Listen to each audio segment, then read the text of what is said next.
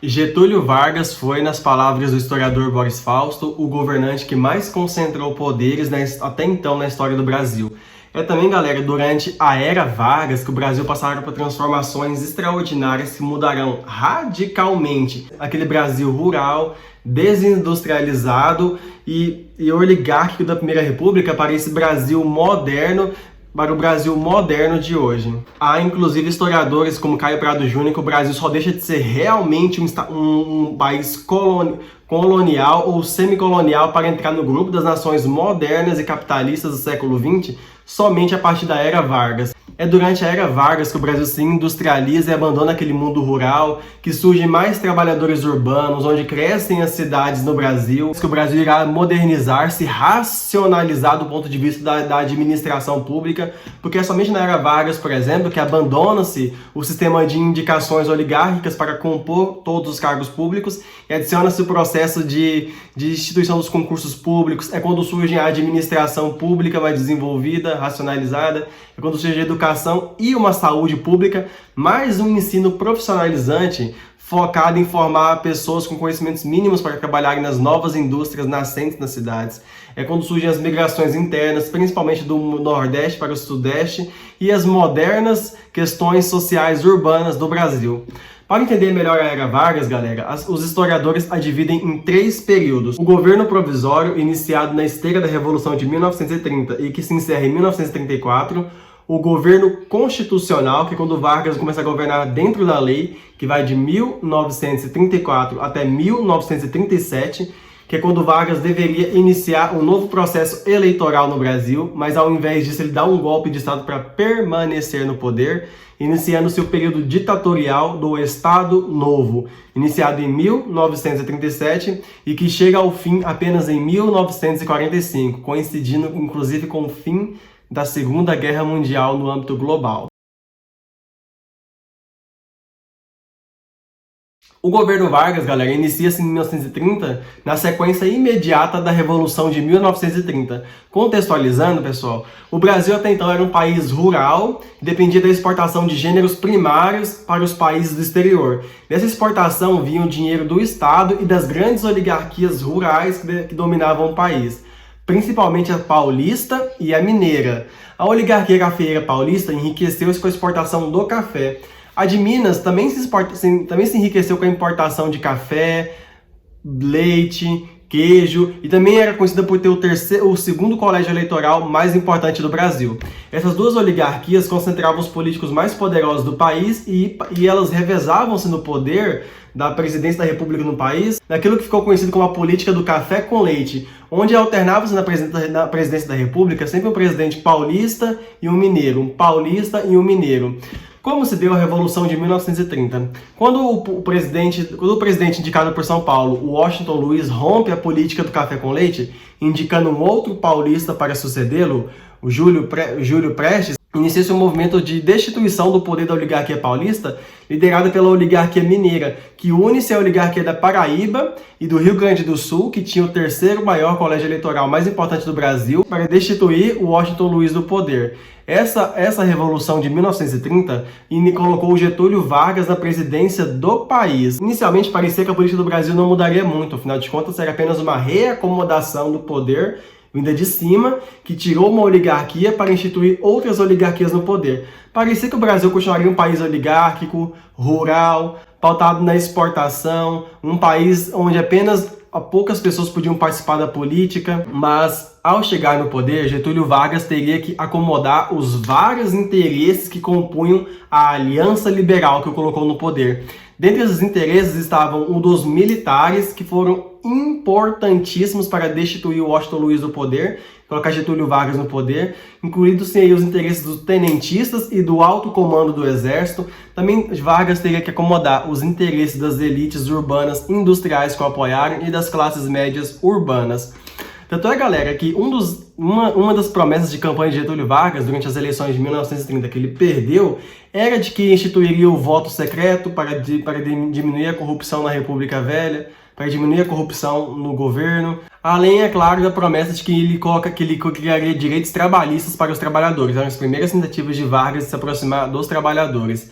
Galera, um dos primeiros movimentos estratégicos de Getúlio Vargas foi em 1930, com a criação do Ministério do Trabalho, Indústria e Comércio.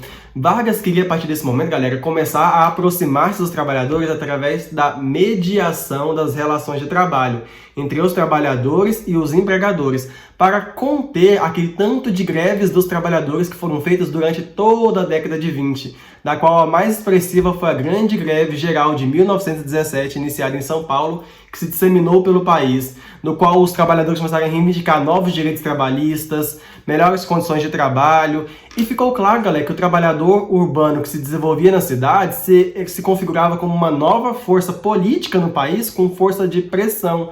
Então, galera, Vargas sim ajudou os trabalhadores, mas a partir de uma perspectiva do ponto de vista das elites, de impedir que os trabalhadores fizessem uma revolução ou alcançassem ainda mais direitos do que eles poderiam. Esse ministério, galera, também comportou o interesse das elites industriais. Afinal de contas, o Brasil, muito daquele capital antes direcionado exclusivamente para auxiliar a política cafeeira e dos grandes proprietários rurais, agora passava a ser direcionado também para as indústrias. O Brasil, a partir da perspectiva orientada pelo governo federal, começou a investir na industrialização do país. Por quê? A crise de 1929 e a Primeira Guerra Mundial evidenciaram os limites do complexo oligárquico cafeeiro e daquela economia voltada exclusivamente para a dependência do dinheiro vindo da exportação de gêneros primários como o café. Durante a Primeira Guerra Mundial, os principais países que compravam café brasileiro estavam em guerra e não podiam comprar produtos do Brasil. Em contrapartida, desses países, também eram produtores de tecnologia, não podiam importar tecnologia para o Brasil, afinal de contas eles estavam em guerra e o Brasil precisava importar máquinas, equipamentos e produtos industrializados, porque o Brasil não produzia esses países aqui dentro, não produzia essas mercadorias aqui dentro. Era um país desindustrializado, dependente da exportação dessas matérias-primas e bens alimentícios como café, para poder comprar máquinas, equipamentos e produtos mais intensivos de tecnologia agregada do exterior. A crise iniciada em 1929, por conta da quebra da Bolsa de Valores em Nova York, também fez todo o mercado internacional se retrair e o país passou por esse novo problema. Tanto é que, para solucionar esse problema, a partir de 1931, o Getúlio Vargas iniciou um processo de compra de todos os estoques de café não vendidos por conta da crise e iniciou um processo de incinerar e queimar esses cafés. Um processo que durou até 1945. Vargas queimou café suficiente para sustentar o comércio mundial durante 3 anos. Primeiro porque Vargas fez isso porque, mesmo tirando a oligarquia paulista do poder, essa oligarquia podia não estar mais no poder, mas essa oligarquia ainda era economicamente relevante para o país, uma vez que era com as divisas externas oriundas da exportação do café que o país se sustentava. Além disso, muitas das elites que trouxeram Vargas para o poder também eram elites oriundas da oligarquia rural do Brasil, que também sofreram com essa crise e precisavam que o governo comprasse os seus estoques de café acumulado para queimá-los, assim diminuindo a oferta desse produto no mercado internacional, forçando seus preços para cima, seguindo a lei da oferta e da demanda, oferta e da procura, fazendo com que esses preços se valorizassem, essas oligarquias não tivessem grandes perdas econômicas e o país ainda tivesse algumas divisas para se sustentar. Contudo, galera, ficou evidente que o país não poderia se manter muito mais tempo se não investisse numa diversificação da sua economia. O país precisava ter mais opções de economia para se proteger desses abalos externos e, mais do que isso, não podia ser apenas uma economia agrária, tinha que ser uma economia industrializante para que, quando esses mercados se retraíssem, o Brasil não precisasse novamente passar por essa situação de não ter produtos que ele precisava para sustentar a própria vida nacional aqui dentro. Essa política, galera, chega conhecida como industrialização por substituição de importação, no bojo da política econômica do Estado Novo de Getúlio Vargas, que será conhecida posteriormente como nacional desenvolvimentista. É quando o Estado, ao contrário do que fez nos anos anteriores, se transforma num agente econômico, protegendo as indústrias internas que já existiam da competição exterior, favorecendo-as para que elas se desenvolvam, e o próprio Estado criando novas empresas estatais que auxiliem na produção, no desenvolvimento das forças produtivas internas dentro do país. Como Vargas suspendeu a Constituição de 1891 e fechou o Congresso Nacional, expulsando todos aqueles políticos que haviam sido eleitos para representar os interesses das oligarquias estaduais e da paulista e da mineira, principalmente da oligarquia paulista, Vargas começou a governar com decretos-leis. Além disso, ele extinguiu os partidos políticos que até então existiam. Vargas, além disso, não poderia governar sem o apoio dos chefes de estados. Para começar a centralizar o seu poder, Vargas vai expulsar os presidentes de estados da liderança de cada estado. Naquela época não se falava governadores de estados, tipo governador de Goiás, governador de São Paulo, do Rio de Janeiro. Falava-se presidentes dos estados. A própria titulação desses cargos já mostra o poder que as elites locais tinham. Vamos sempre lembrar, galera, que esses presidentes de estados eram sempre colocados lá pelos proprietários rurais que dominavam esses estados no período da República Velha. Afinal de contas, o voto não era secreto, então a população era suscetível a ser coagida a votar nos candidatos dos grandes proprietários rurais, via da coerção física, como voto de cabresto, apadrinhamento ou mesmo através de favores financeiros, como emprego ou cestas básicas. Então eram sempre governadores que auxiliavam as elites agrárias. E como na República Velha havia se instituído o Pacto dos Governadores, onde o presidente só poderia governar com o apoio dessas lideranças estaduais, Vargas destituiu esses presidentes de estado e centralizou o poder, nomeando interventores militares para ocuparem a chefia de cada um dos estados. Normalmente, galera, esses interventores eram militares integrantes do grupo dos tenentistas, aquela jovem oficialidade originária das baixas patentes do exército, que durante todo o período da Primeira República fez revoltas contra o sistema da República Velha e das oligarquias no poder. Essa ala dos tenentistas era a ala, inclusive, mais radical da Revolução de 1930. Que exigia mais transformações políticas no país, como, por exemplo, a instituição do voto secreto para acabar com a corrupção na Primeira República, um processo de industrialização do país, mais políticas públicas para auxiliar os trabalhadores, assim por diante, galera. Esses tenentes tinham muita força no governo Vargas nesse momento, mas com o tempo eles vão perdendo poder. Por exemplo, na presidência do estado de Goiás foi nomeado um interventor federal chamado Pedro Ludovico Teixeira, que destituiu as antigas oligarquias agrárias que governavam o estado. Mas a coisa vai degringolar quando Vargas vai nomear um interventor militar para o estado de São Paulo. As elites paulistas não aceitaram de forma nenhuma um interventor que não fosse paulista, ainda por cima fosse um militar, já que os interesses da elite paulista foram completamente deixados de lado por esse interventor. Iniciará então, pessoal, em 1932, a Revolução Constitucionalista em São Paulo. As elites paulistas e as forças armadas paulistas exigiam a substituição do interventor por um civil oriundo de São Paulo, exigiam também novas eleições presidenciais, ou seja, alegavam que Vargas estava há muito tempo no poder, governando de forma ditatorial, e eles exigiam novas eleições presidenciais para a escolha de um novo presidente, além da exigência de que fosse formulada uma nova Constituição, já que Vargas governava através de decretos-leis, além da saída do interventor paulista.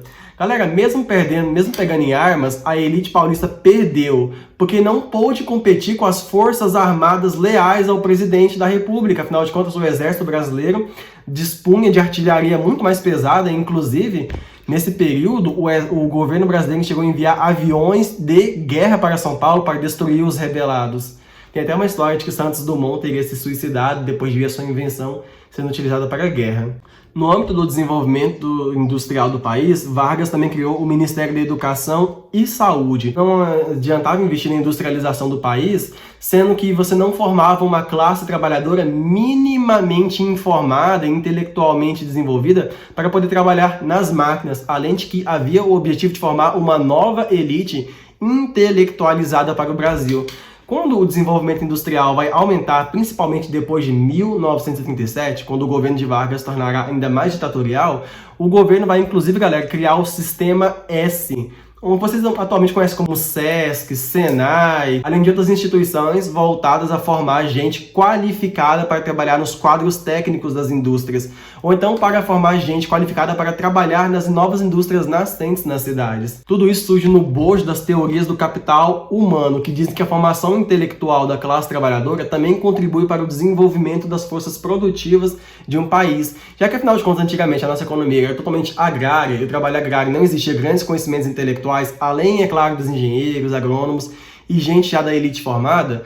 Como numa economia agrária não se exigia grandes desenvolvimentos intelectuais por parte dos trabalhadores, Não existia demanda por uma escola pública no Brasil até então. Vamos nos lembrar, galera, que o ensino público no Brasil que o ensino no Brasil antes de Vargas era um monopólio da elite. Somente quem tinha dinheiro para estudar em colégios particulares ou para estudar no exterior, nos países de fora, conseguia estudar no Brasil. Até então, galera, os filhos da classe trabalhadora não tinham acesso à educação. Isso mudará com Vargas e seu objetivo de modernizar o país, formar uma classe, uma elite intelectualizada, novos profissionais liberais para cidades que se expandiam como médicos, professores, engenheiros e advogados, além de uma mão de obra minimamente qualificada para trabalhar nas indústrias. Nesse momento, galera, haviam cessado aquela imigração de europeus que vinham para o Brasil e que tinham algum conhecimento para trabalhar em indústrias, já que vinham de países industrializados, e agora o Brasil dependia da nossa mão de obra interna. Nesse momento, galera, como as indústrias vão se expandindo nas cidades, também vão aumentando os centros urbanos, ou seja, as cidades vão aumentando na esteira da industrialização. Inclusive na cidade é onde vão surgir novas profissões no bojo da industrialização. É onde também vão se assentar novos profissionais liberais que prestam serviços para as pessoas que moram nas cidades. É quando vão aumentar os escritórios de advocacia, os hospitais, as escolas. Também, galera, vai iniciar nesse ciclo a migração interna do Brasil. Como o governo federal investiu na industrialização, principalmente em São Paulo e no Rio de Janeiro e na região do Sudoeste, as regiões onde a economia estava estagnada do Nordeste, onde não existia muito emprego, vão se transformar em locais de onde vão partir migrantes internos, principalmente as regiões do Nordeste do Brasil, que estavam economicamente estagnadas e estavam praticamente abandonadas pelo governo. Os nordestinos, galera, vão iniciar o processo de migração interna para os locais onde tem trabalho no Brasil, principalmente São Paulo e Rio de Janeiro. Obviamente que essa nova reconfiguração social não vai se dar sem conflitos.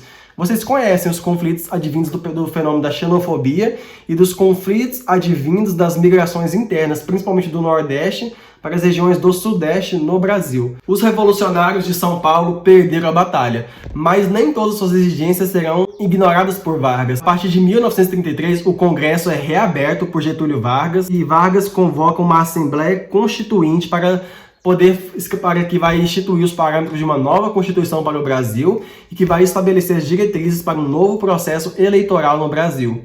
A partir de 1934, uma nova Constituição é promulgada.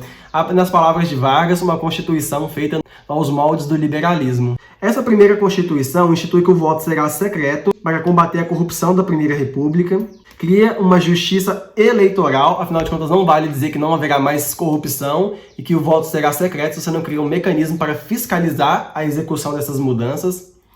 Vargas também criará o voto feminino. Gente, é a primeira vez na história que as mulheres poderão votar. E isso já vai agregar uma nova popularidade isso vai aumentar a popularidade de Vargas por parte de um importante grupo social, que são as mulheres. Mas o elemento dessa Constituição, galera, que mais vai agariar apoio ao Vargas são as novas leis trabalhistas.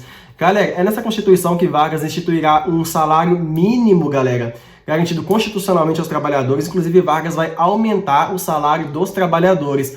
Vargas também vai decretar que todo mundo terá direito a férias anuais e semanais remuneradas. Vargas vai limitar a jornada de trabalho a 8 horas diárias e vai regulamentar o trabalho de menores de idade nas indústrias e locais de trabalho nas cidades. Galera, essas novas leis trabalhistas vão agariar para Vargas muito apoio popular. Vamos lembrar que as leis trabalhistas não são nunca, galera, nunca devem ser vistas como uma concessão do governo para as classes trabalhadoras. Se por um lado é verdade que o governo de Vargas, que a política de Vargas, conhecida como trabalhista, dá mais direitos para a classe trabalhadora, tendo em vista retornar para si o apoio de um grupo social que são os trabalhadores, isso se dá na medida em que o governo reconhece a força política dos trabalhadores, que era um grupo que crescia, principalmente dos trabalhadores urbanos, que era um grupo que crescia cada vez mais no país, conforme as cidades e as indústrias iam aumentando, e na medida, galera, em que o governo faz isso para criar um teto de gastos para onde os trabalhadores estavam chegando. Se vocês viram as minhas aulas e videoaulas anteriores sobre a Primeira República, vocês viram que a classe trabalhadora empreendeu uma série de manifestações, greves e de reivindicações durante toda a década de 20 no Brasil. Então estava mais do que claro para as elites que em algum momento a classe trabalhadora conseguiria mais direitos do que aqueles que eles já estavam conseguindo. A atuação dos sindicatos, liderados por lideranças socialistas, anarquistas e radicais, também era muito grande no Brasil. Então, galera, isso também faz parte de uma reorganização das elites, com um presidente trabalhista no poder, que além de conseguir o apoio da classe trabalhadora, também a impede de se tornar de conseguir ainda mais direitos, ou até mesmo de mudar o jogo de forças no Brasil, ou a hierarquia entre ricos e pobres no país. Isso deveria ser impedido. Tanto é que Vargas vai praticamente destruir o poder dos sindicatos no Brasil. Vargas vai tirar a autonomia dos sindicatos que existiam no país e vai criar leis para dizer, por exemplo, que só pode ter um sindicato por categoria, ou no máximo mais de um sindicato por categoria, além de atrelar o sindicato ao Estado, fazendo com que o sindicato muitas vezes atue de forma a proteger, a defender mais os interesses do Estado do que dos trabalhadores. Né? À toa que surge a expressão, no período de Vargas, de sindicato pelego. Pelego é aquela proteção que você coloca no lombo do cavalo no momento da montaria, que diminui os impactos entre o movimento do cavalo e o corpo daquele que está cavalgando no cavalo. Dessa maneira, o termo sindicato pelego acaba se tornando um termo designado para sindicatos que só amortecem os conflitos entre patrões e empregados, mas nunca agem de forma totalmente contra os interesses do Estado e das elites. Também deve se lembrar, galera, que os direitos trabalhistas eram apenas para os trabalhadores urbanos das cidades. Se vocês bem lembrarem, por mais que as cidades estejam crescendo, até então o Brasil era um país rural. Os direitos trabalhistas não foram para os trabalhadores do campo, para que Vargas conseguisse um certo apoio de algumas elites agrárias. Afinal de contas, o Vargas não podia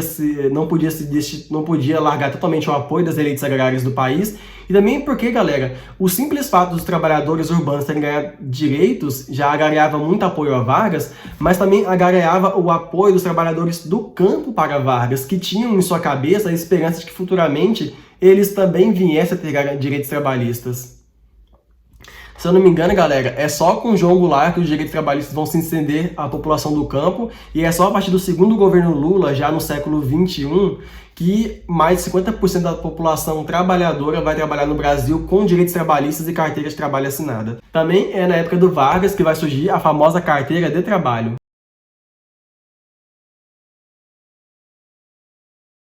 A população vai poder finalmente, democraticamente, eleger os seus representantes estaduais, municipais. Mas Vargas, galera, disse que ainda não era o momento de substituir o presidente da República. Então, ele é eleito pelo Congresso Nacional para continuar na presidência da República. Ou seja, Vargas se elege indiretamente. Ainda existiu uma ideia, galera, no bojo das forças que colocaram Vargas no poder, de que se ele saísse do poder agora, todas as conquistas seriam desintegradas, novamente o Brasil voltaria ao poder das oligarquias rurais. Essa ideia existia no corpo militar, que apoiava Vargas, personificado na figura do seu ministro da guerra, Eurico Gaspar Dutra, e também no chefe do Estado-Maior do Exército, que apoiava Vargas naquele momento, que era o general Góes Monteiro. Durante o governo constitucional, galera, os dois grupos sociais que mais vão se destacar são o integralismo, um grupo paramilitar fascista que surgiu aqui no Brasil, inspirado nos governos fascistas da Itália de Mussolini e da Alemanha nazista, e a Aliança Nacional Libertadora, a ANL, um grupo mais à esquerda, que também vai se desenvolver aqui dentro, não só inspirada, mas com ligações no novo governo, com o novo governo socialista da União Soviética. Galera, no período constitucional, que vai de 1934, foi instituído que a Constituição, aos moldes liberais, continuava a excluir os analfabetos. Da mesma maneira que a Constituição anterior excluiu os analfabetos, essa continuou excluindo, mesmo tendo adicionado as mulheres. Por quê, galera? Era um mecanismo que garantia que nem todos os membros da população participassem da política.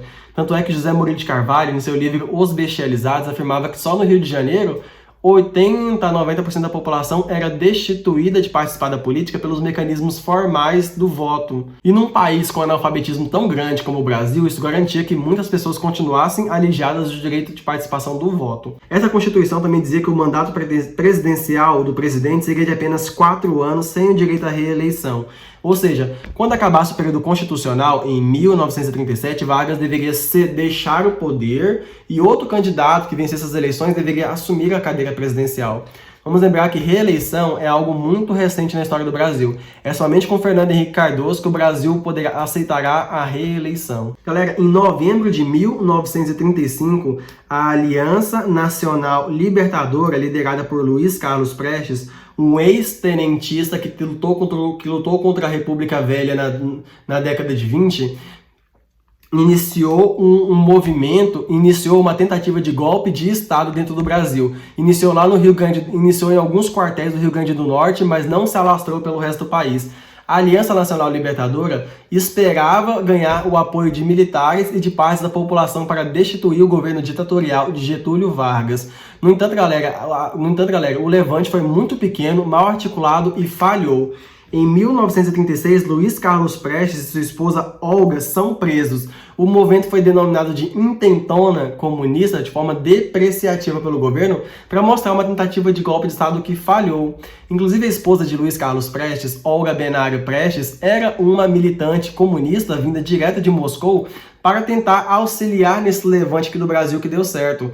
Ela, galera, além de comunista, ainda era de uma mulher de origem judaica e estava grávida. E Getúlio Vargas, inclusive, galera, vai deportá-la para a Alemanha de Hitler, que era sua terra natal. Olga Benário, por ser comunista e judaica, obviamente vai ser trancada num campo de concentração pelos nazistas lá na Alemanha. O seu filho só volta para o Brasil por conta de uma campanha midiática movida pela mãe de Luiz Carlos Prestes para trazer o filho de Prestes de volta para o Brasil. Atualmente, a sua filha é a historiadora Anita Leocádia Prestes. E Vargas e a alta cúpula do governo, mais a alta cúpula do exército, passaram esses 4 anos pensando em uma maneira de não entregar o governo para uma outra liderança quando o período do governo constitucional chegasse ao fim. Dentro do governo, lideranças do exército como Góes Monteiro e o ministro da Guerra Eurico Gaspar Dutra, mais outras lideranças civis como Oswaldo Aranha e outros membros da elite, passaram a orquestrar uma forma de não sair do poder. Como vocês podem ver, galera, Vargas era alguém muito apegado ao poder. Em todos os momentos que chega a hora de seu governo acabar, ele sempre dá um jeito de continuar. Então que surge o chamado Plano Cohen. O Plano Cohen era o que hoje nós conhecemos como uma fanfic. Foi uma história surgida nos ciclos fascistas que tinham dentro do Brasil. Os integralistas, que tinham muita simpatia por um governo forte, autoritário, conservador e moralizante aos moldes do fascismo italiano e da Alemanha nazista, e que tinham por isso muito apoio por Getúlio Vargas e que aspiravam a conseguir cargos dentro do governo.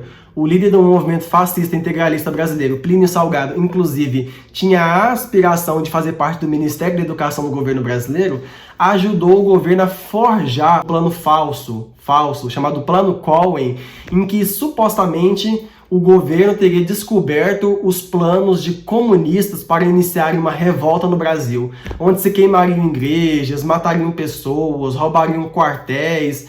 Nesse plano, galera, esse plano realmente deu certo e aterrorizou a população. Esse plano, que era inclusive apoiado pelo exército, foi amplamente divulgado pelos mecanismos de propaganda do governo para toda a população.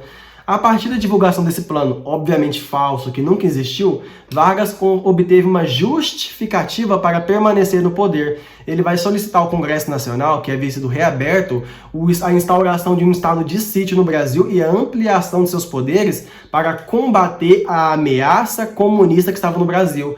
E para isso, galera, aquela intentona da Aliança Nacional Libertadora caiu como uma luva para o governo. Lembrou a população daquele levante comunista que havia tido na década de 30, liderada por Carlos Prestes, para comprovar que aquele plano Cohen realmente existia. Anos depois, os dissidentes do governo Vargas chegaram a pôr a mídia para dizer que aquele plano era falso. Mas na época todo mundo acreditou. Cohen é um nome de origem judaica, o que já demonstra alguns sinais do antissemitismo que já existia aqui mesmo dentro do Brasil, dentro dos grupos fascistas integralistas que tinham aqui dentro, galera. O Congresso permite a Getúlio Vargas ampliar os seus poderes e a partir de 1937 inicia a chamada ditadura do Estado Novo, que vai durar até 1945. Por que Estado Novo? Estado Novo foi uma propaganda do Departamento de Imprensa e Propaganda do governo, que vai ser criado nesse momento, para dizer que tudo que veio antes do governo era algo velho. Inclusive é nesse momento que surge o termo República República Velha, que é aplicada àquele período eleitoral, aquele período do Brasil que vai de 1889 até 1930, quando o Brasil era dominado pelas elites oligárquicas cafeeira e mineira. Agora, de acordo com Vargas, iniciava-se um período novo da história do Brasil, chamado Estado Novo. A nova Constituição de 1937 era uma Constituição centralizadora, esta sim, ditatorial e escrita aos moldes do fascismo italiano e do nazismo na Alemanha e também do governo autoritário da Polônia. Por isso era chamada de Constituição Polaca. Essa nova Constituição inaugurava a intervenção direta do Estado na economia. O Estado, além de ter investido na industrialização, vai investir pesado na indústria de base no Brasil, principalmente da indústria voltada para os setores estratégicos nacionais, como a produção siderúrgica, a produção de petróleo, além da produção de energia. Essa parte era apoiada principalmente pelo Exército no Brasil, galera, porque o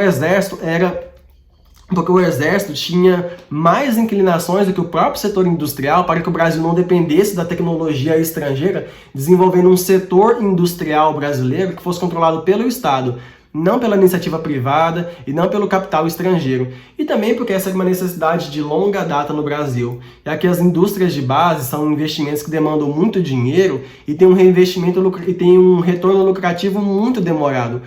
É exatamente por isso, galera, que as iniciativas privadas no Brasil, os industriais brasileiros, nunca haviam eles próprios investidos em uma indústria de base para o Brasil.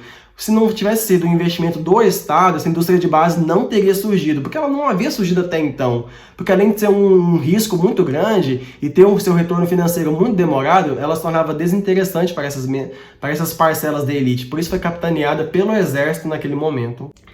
Essa Constituição era totalmente antiliberal e ela novamente proibiu todos os partidos políticos e descartou a ação do Congresso. Vargas novamente nomeou interventores para os estados e que esses interventores, por sua vez, nomeariam as lideranças municipais dentro dos estados, criando uma cadeia de apoio que chegava até o presidente da República. Vargas também proibiu as manifestações e a partir de 1938 o regime vai se centralizando ainda mais a ponto do governo proibir as manifestações. Como o governo proibiu os partidos políticos de existirem e também descartou todas as aspirações dos integralistas no Brasil, eles resolveram fazer um atentado contra Getúlio Vargas e que eles invadiram o Palácio do Catete, no Rio de Janeiro, para tentar pegar Getúlio Vargas durante a noite, mas eles não conseguiram passar da defesa do presidente ali no Palácio do Catete e os integralistas que participaram desse levante foram fuzilados naquele momento. O cerco aos sindicatos aumenta muito mais, galera. Agora os sindicatos só poderiam funcionar com a autorização do Ministério do Trabalho. O governo de Vargas era conhecido como corporativista. Nessa forma de governo é baseada no fascismo, mas também características da própria América Latina e do autoritarismo latino-americano, o Estado brasileiro seria visto como um corpo dotado de um destino manifesto, em que para o corpo funcionar, todas as partes deveriam trabalhar harmoniosamente. O presidente seria o cabeça do Estado e todos os outros grupos sociais seriam os outros membros do Estado. Para tanto, galera, essa estratégia tipicamente fascista eliminava a chamada luta de classes na sociedade, como Vargas intermediava os interesses dos trabalhadores e também os impediam de fazer greves e também os impediam de ser muito revolucionários, destruindo a autonomia dos sindicatos e também controlava os interesses dos patrões, esse apadrinhamento das classes destruía a luta de classes no Brasil. Porque, segundo o governo Vargas, as lutas entre as classes, entre pobres e ricos, a luta entre os partidos políticos em uma democracia liberal, seriam todos elementos que desestruturariam o Estado. Portanto, para Vargas e os intelectuais do Estado Novo, o Brasil só poderia ir para frente se guiado por um governo autoritário que unisse os vários segmentos da sociedade em prol de um só destino, que seria o progresso da nação brasileira. E, para tanto, ele possuía o apoio do Exército. Em 1939 surge, então, o Departamento de Imprensa e Propaganda, o DIP. O DIP era o responsável por censurar matérias jornalísticas que falassem mal do governo e controlar o que era publicado nesses jornais para que fossem apenas favoráveis ao governo e fazia isso, inclusive, através da violência também, da perseguição de quem falasse mal do governo. O DIP também era o responsável por publicar folhetos e propagandas favoráveis ao governo, que eram distribuídos em sindicatos, escolas e para a população em geral, aumentando assim a popularidade do governo. Outro instrumento utilizado pelo Brasil seria o rádio. Até então não existia televisão em todas as casas, mas o que tinha em quase todas as casas era um rádiozinho. Através do rádio, a população poderia ouvir música, ouvir telenovelas, mas também teria acesso ao programa radiofônico A Hora do Brasil, em que os Vargas poderia estar de forma onipresente na casa de todos os trabalhadores, sempre falando sobre as conquistas de seu governo, a promulgação dos direitos trabalhistas e a importância dos trabalhadores para o Brasil.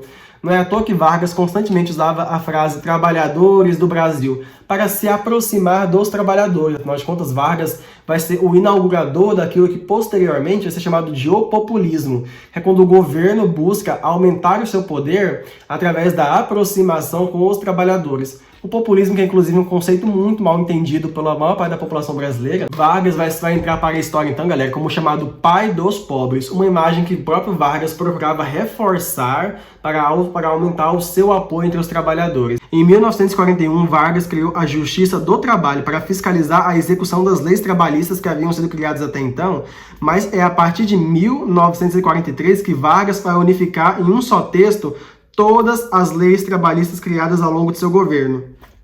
Surge a chamada CLT, a Consolidação das Leis Trabalhistas. Consolidou todas as leis criadas por Vargas até então. Ela acabou surgindo sob protestos de muitos do empresariado no Brasil. Nesse momento, galera, o governo se tornou extremamente repressivo, perseguindo opositores, torturando e mesmo expulsando do Brasil muitos intelectuais, professores, políticos de esquerda que criticassem o governo. A polícia política, dirigida por Filinto Müller, foi a principal responsável pela perseguição de opositores.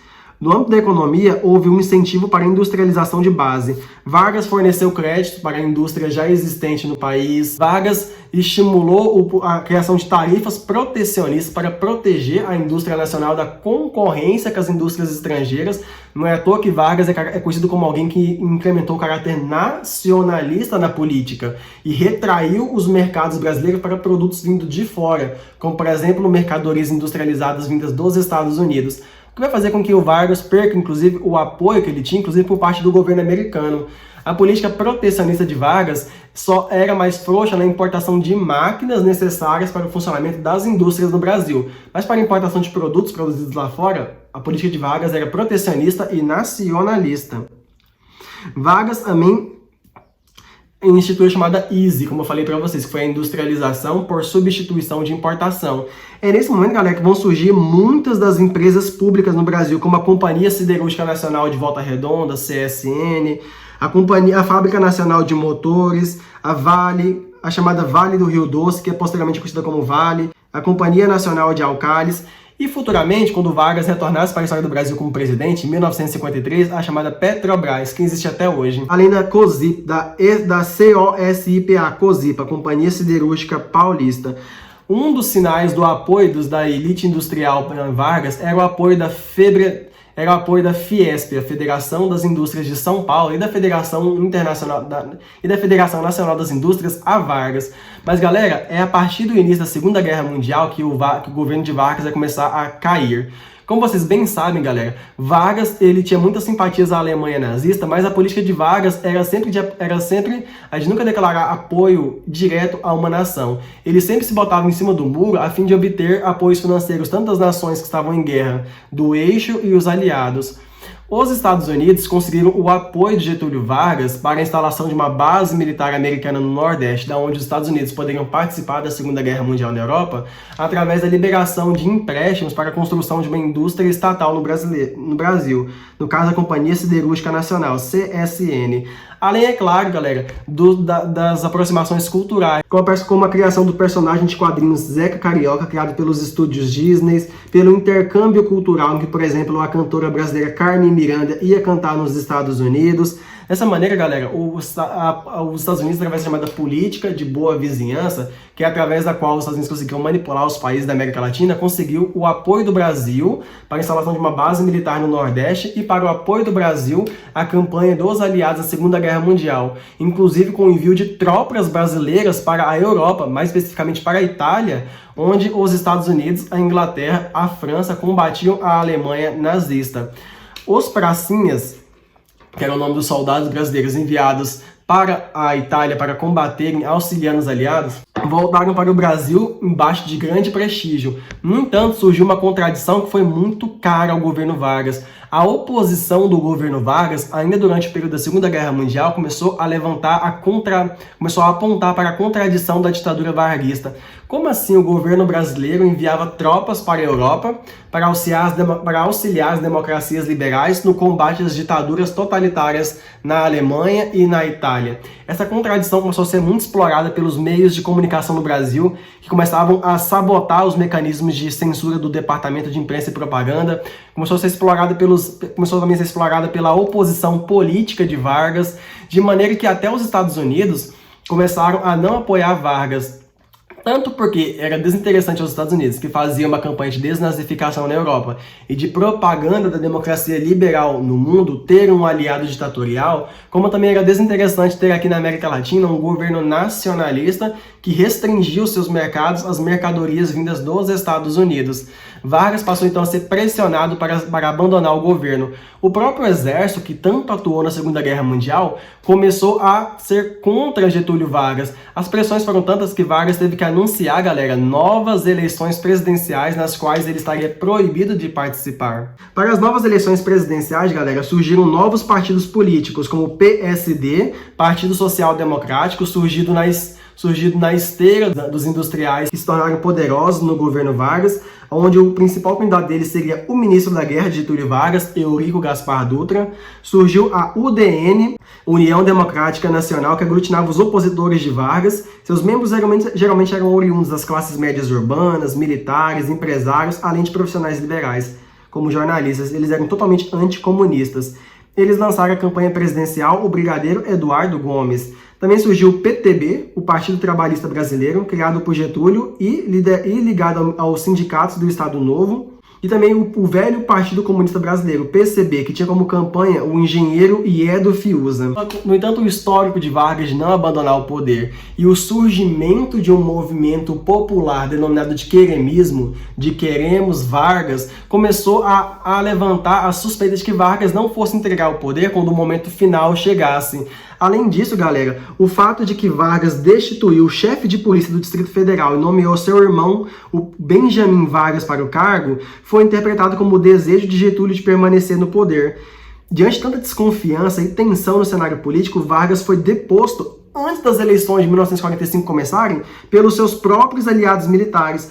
O alto comando do Exército, encabeçado pelo general Góes Monteiro, que acabava de renunciar ao novo cargo que ele havia ganhado no governo de ministro da Guerra, já que Dutra havia saído, tirou Vargas da presidência e colocou fim ao período ditatorial e ditou as premissas para o estabelecimento de nova campanha eleitoral. Vargas, galera, não foi exilado do país nem sofreu represálias, muito pelo contrário. Ele recebeu a permissão para voltar para sua fazenda em São Borja, no Rio Grande do Sul. O Estado Novo chegou ao fim e o presidente do Supremo Tribunal Federal, José Linhares, assumiu provisoriamente a presidência do país até que as novas eleições de dezembro de 1945 escolhessem um novo governo para o Brasil. Mas não pensem que a história de Getúlio Vargas no país acabará por aí, galera. Como vocês bem sabem, a história de Vargas no país só vai acabar com o seu suicídio nos anos 50. Mesmo sua história acabando, as criações do governo Vargas reverberam até hoje na vida da população brasileira. Se hoje vivemos um país urbanizado, com uma economia diversificada, com uma administração pública racionalizada, com educação pública, saúde pública e direitos trabalhistas, são todas heranças do governo Vargas. Se você gostou dessa videoaula, peço que, por favor, deixe o seu like para incentivar o trabalho feito aqui no canal, já que todas as videoaulas são fruto de muito trabalho de leitura, pesquisa, roteirização e edição dos vídeos. E, por favor, não se esqueça de se inscrever no canal para apoiar o nosso trabalho aqui. Muito obrigado por ter assistido o vídeo até aqui. Até a próxima e valeu!